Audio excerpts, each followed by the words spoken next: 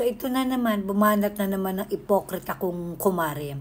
Ang abogadang butangera, okay? Na kumari ko, na auntie nyo naman. Pakinggan natin ang kumari ko. Alright. Sabi nga natin, walang uwang ang tamad at korap sa administrasyon ni Pangulong Marcos Jr.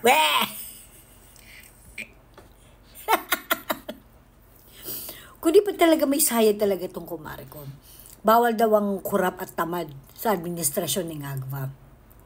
Huy, alam mo ba sa statement mong yan, magkakaroon ka na naman ng kaaway. Kasi yung mga natanggal, okay, sa gabinete ni BBM, para mo na rin inamin na kaya sila na wala na is because tamad sila at saka kurap. Di ba? Sa'yo galing yan. And speaking of, bawal ang tamad at kurap. Hindi ba si BBM mismo, tamad, si BBM mismo, kurap. Yung pinsan niya, tamad, kurap. Ay nila magtrabaho. Hindi sila lumalaban ng patas. Si BBM lagi lang tulog. Sumisinghot. Nagigising nila, hindi alam kung ano nangyayari sa Pilipinas.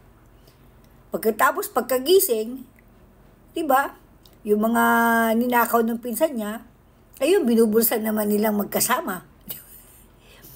Yan ang chika ha, daw ha. Pero diba, very known naman sa pagiging kurap ng magpinsan na ito. So kung bawal ang kurap at tamad, ano pag ginagawa niyong magpinsan dyan sa pwesto? Hindi ba pwedeng bilang role model, BBM, ikaw ang manguna? Ikaw ang mauna. Yung mga buwaya dyan sa House of Reptiles, alam nating lahat kung gaano kakurap at katamad ang mga taong yan. Bakit tamad? Kasi kung di ba naman talaga tamad yung mga yan, ayaw nang magtrabaho. Ang gusto na lang, di ba, umani ng pera mula sa kaban ng taong bayan. Di ba? Tapos sa arte kang ganyan. Napaka-ipokrita mo. By the way, yung boss mo, si J. Ruiz, kasama siya sa tinanggal. So, kurap at saka tamad din ba yan? O kaya, baka naman kaya siya tinanggal kasi sinobran, ginalingan mo masyado. My God. Can you imagine kung gaano ka-ipokritong babaeng ito? Bawal ang kurap at magnanakaw. Samantala yung amo niyang unang-unang kurap at tamad. Minsan-minsan na nga lang natin makita yan tas dumudugo pa yung gilagid. What the fuck?